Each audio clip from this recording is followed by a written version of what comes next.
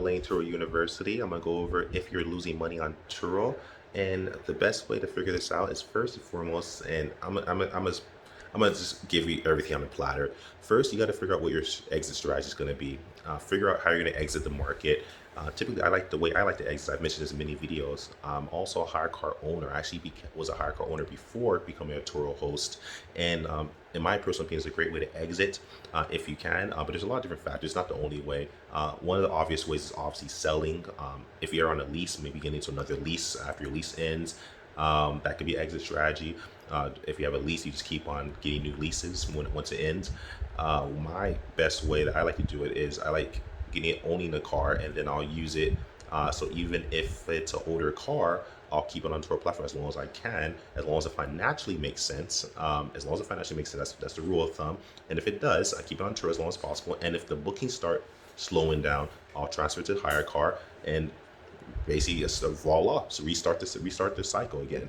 And then same thing, if it starts slowing down on a hire car, then I can either sell it, and usually I like to sell it. Hire car can work with you actually starting like a rent to own program, which is pretty cool. They also have a hire car buyer program that it can help you with, and you can also just sell it yourself. That's usually the exit strategy I like to figure out for myself. So figure out your exit strategy. You want to learn, because cars are depreciating assets, and that's the next topic. A lot of people don't realize that, and yes, we say it all the time here on my channel and just all over the world. People know that, they understand the theory of it.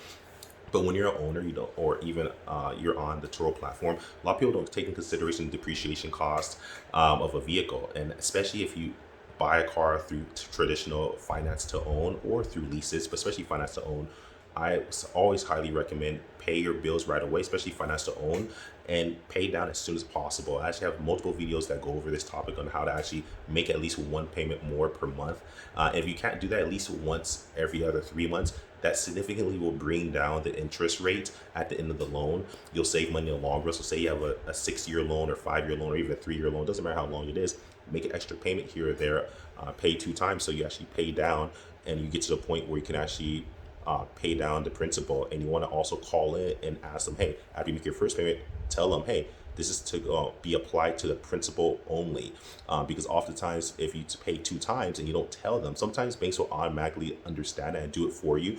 But if you don't tell them, oftentimes it goes and pays off the first month plus the interest, and they'll pay off the second month plus the interest. And you have to tell them, hey, look, I'm paying 2 payments for this month. I'm paying an extra payment. Please apply the first payment regular to traditional financing. I'll pay off what I owe on the car plus the interest you guys are charging me. But the second payment is to go strictly to principal pay down. That's what you have to do. I know this because I have experience with this. I've done this myself, and I bought cars, I financed them, I pay them off right away, because I like owning the asset. That's my mentality. Next, I also was a HUD certified counselor through NACA, so I went over housing ratios, debt to income ratios, and I realized a lot of people have a lot of debt, and that can actually stop you, especially if you want future financing. So that's another thing. Always consider your depreciation and work your way to actually maybe, especially if you're making income on Turo, pay maybe one more month at a time. So if you have 1 month, pay 2 months maybe every month, and you'll significantly bring that down. You'll own your car a lot faster. You'll pay a lot less interest in the long run. You'd be surprised how much interest it's compounded in your bill per day. You'd be surprised. So that's another factor. Another factor is actually buying your car low. That's one of the best ways to control how much you spend and how much you lose based on how good the deal you get. I have many videos that go over negotiation. I even have 2 videos specifically that go into negotiation topics through Layn Turo University. If you follow my channel, check me out. I have a lot of videos on negotiation, how to get good deals, etc. I teach tricks and tips. I even go over credit, etc.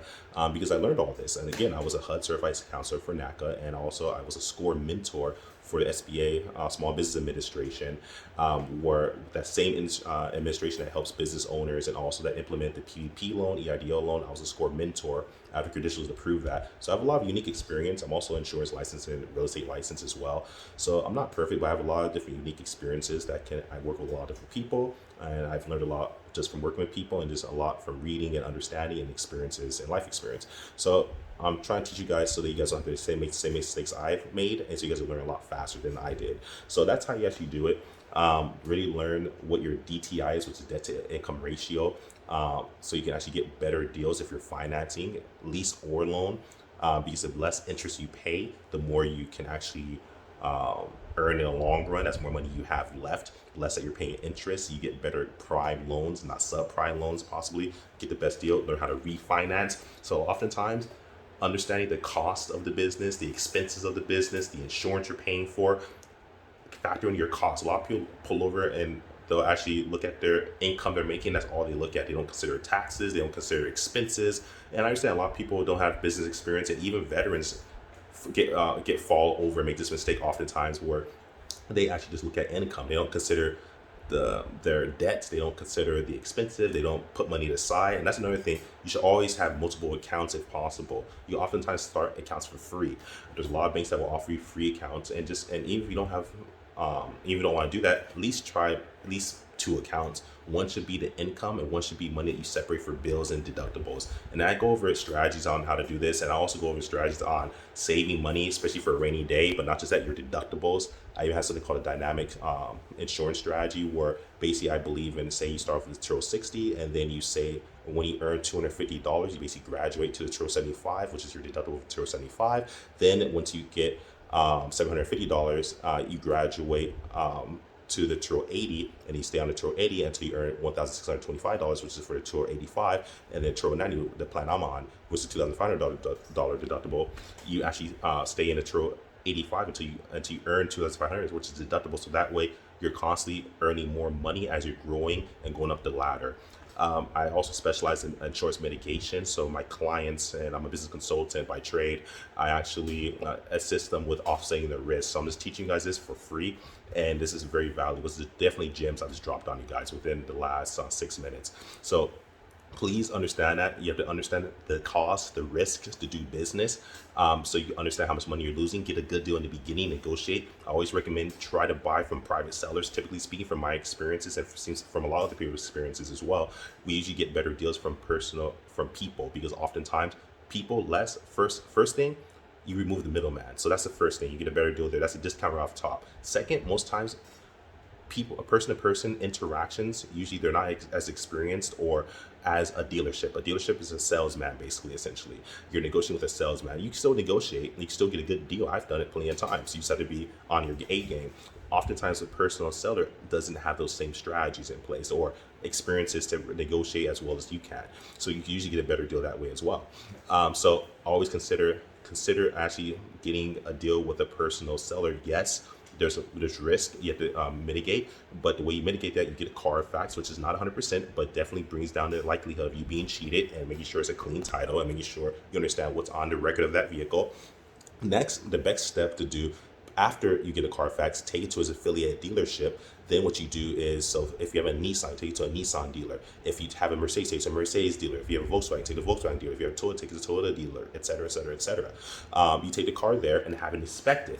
You can get a complimentary inspection for free, and they can even do it for free. And oftentimes somebody might charge you, but it's worth doing it so that you can actually have an inspector that inspects only Nissan, inspects only Mercedes, look at your vehicle and say, hey, there's something wrong with this vehicle that maybe the owner knew about or didn't know about. And then you can actually use that as a negotiation tactic to say, hey, either I'm not gonna get the car, or hey, I'll get the car, but I'll pay this, but to deduct this from the price. You see, you have to start from the beginning. There's so many different strategies. I'm just freestyling right now, no script here, just hanging out, but I'm trying to teach you guys. I talk about this all day. This is my life, and I do this every single day, negotiations and business strategy and executions. So I'm just teaching you guys how to actually do this. So many gems. So like I said, that's how you actually bring the price down. You have to understand the price you're at and negotiate it, offset. Look at other prices on Google, becomes your best friend. Look on Bing, look at Kelly Blue Book. Go to different dealerships, look at what the price is for that car, and make sure you're paying the correct price if you buy it from a private seller or from a dealership, and negotiate the price from there.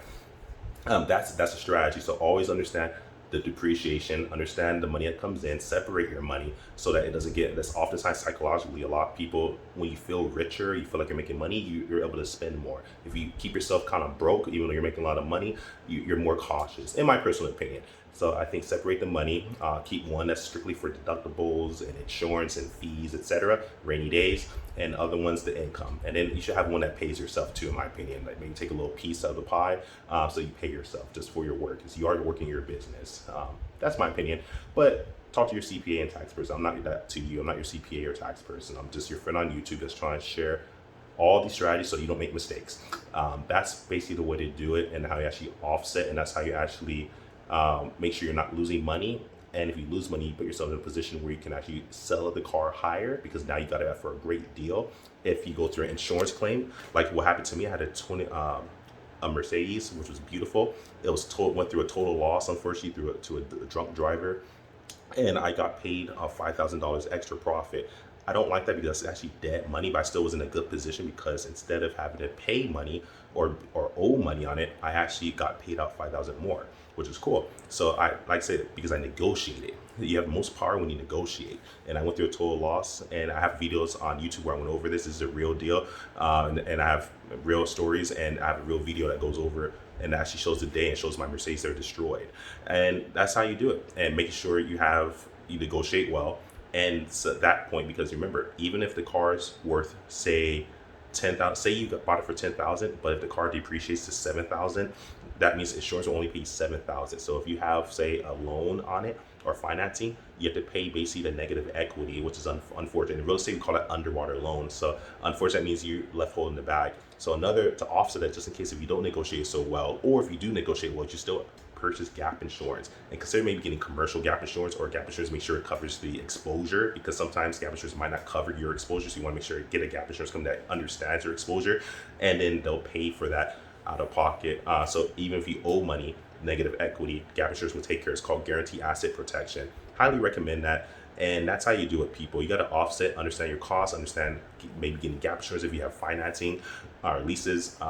Also get the best deal in the beginning, so that if you do go through a total loss like I did, you benefit, and you earn more than what the car's worth, because you got to still a good deal, because they'll pay you what the car's worth. And if you bought the car, say, for 5,000, and say the car was worth, say you're selling for 10,000, it depreciates to 7,000, but you bought the car for 5,000, even though it actually depreciated to 7,000 from 10,000, you got it for 5,000. You still made $2,000 profit. That's basically how you have to do it. Negotiation's your best friend. So that's what you do. And with that being said, that's basically to figure out. That's how you figure out. But you have to really track, get better at using maybe Excel spreadsheet, maybe some type of. It doesn't even have to be Excel. It could be Google. Google has one as well. A lot you could purchase. You can even get a lot of them for free through an app. Finding out how to track the money that comes in and comes out. Understanding how much your expenses are. Write down a budget. It could be on your phone in your notes section, budget.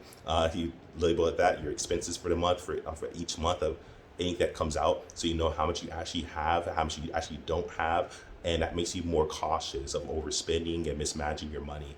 So that's how you actually figure out. There's a lot of other strategies as well. Maybe I might have left something out, but I'm just freestyling this, so hopefully that helps. I'm just hanging out, just freestyling. So love you guys. Like, subscribe, share. That's how you figure out if you're losing money in Turo. And one last gem. Like I said, there's so many other tactics. One just came to me again. I talk about this in my channel as well. Reverse engineering. Before you purchase a car, or if it's too late, if you already bought the car, or if you already have the car just sitting there, or you maybe already had a car and you just want to add on to a Turo platform to earn money, that's fine. Always reverse engineer and look at what your make and model earns. Meaning, go on there, search on Turo, and put the same year, make and model, and put one that's your same year. Then start researching ones that are like newer than yours and then older than yours, so you get a better, clear understanding. And pay close attention to the reviews, and pay close attention to the amounts they're charging per day, and pay close attention to the colors of the vehicle. Sometimes a color can significantly change the price of a vehicle, surprisingly. So reverse engineer, understand, especially before you buy a car. If you say, hey, I know I want to buy this Mercedes, or I want to buy this Honda, do research before you even buy the car.